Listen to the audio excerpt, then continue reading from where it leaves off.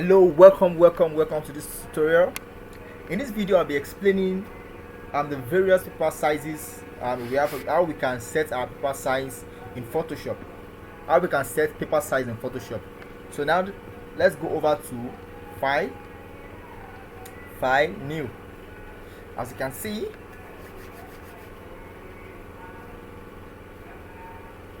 now it's loading.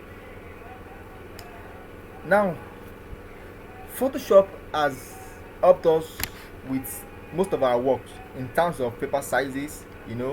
For example, now you can see we have the here you can see we have A4, which is A4. You can see the dimension here.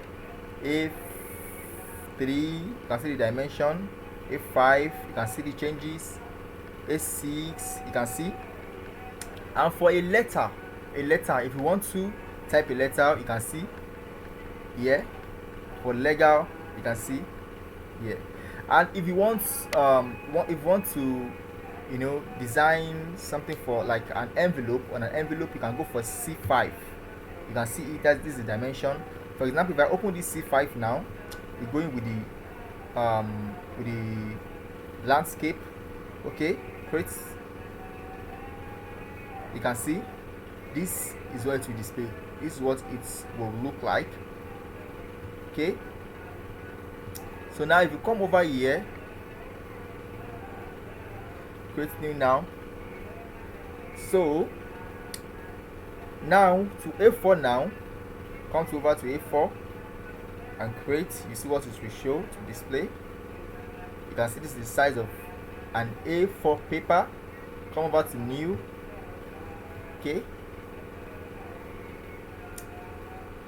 for an A5, print A5. So now if you want to design something now and you don't want to go with these ones, perhaps maybe your client gives you the size of what you have to design. You get, your client might say you have to design something like 3 by 5. For example, maybe a banner 3 by 5, that is 3 by 5 feet. What you have to do, it's very simple. Once you can just like, what I know for fact, as a fact, is that 12 inches give us what? A feet. 12 inches make a feet, right? So what you do now, you just come over here and put it in inches. We have different dimensions. We have pixels, inches, centimeters, millimeters, points, picas. But I just put it in inches. 1. The next to do now is to, since 12 inches give us a feet, I have to design something 3 by 5 feet, right? Then 3 times 12 will give us what? Will give us 36. Then you make this width. Now it will be 36. Now the height, now it will be 5. This is 3 by 5. That is, the width is 3 and the height is 5. Then 5 times 12, because 12 inches give us what? 1 feet. It will be 60. I hope you are getting me. Then you click on create. So you can see what it gives us.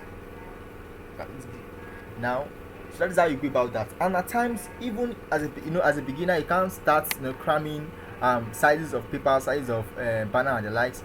If you have been given a size which you think is too complicated for you, you can just go to Google. Google is your friend. Go to Google it out. How many inches make a feet? How many pixels make an inch? Just Google it out and it will give you. Then you times it by the size which you were given.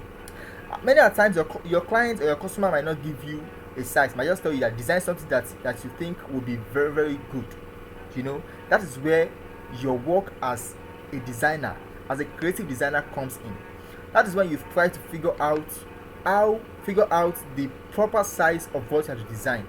Pick up your ruler, or if it's your tape rule, pick it up and measure the size of what you want to design. It might be in millimeters, it might be in inches, depending on what you are using to measure what you are measuring. It's as simple as that. And come over to your design software, and what put in the size of what you've measured there, and what you have your output, and you start designing. It's as simple as that. It's not that complicated. As a beginner, you're advised what to go over to, you can go to Google. Make use of Google. It's very, very useful. I make use of it a lot as well. Go there, Google things out. What size gives us this? And do your calculation, do your measurements. It's very simple, and you come out with a very great output. Very, very, very, very great output. Now that's that about that.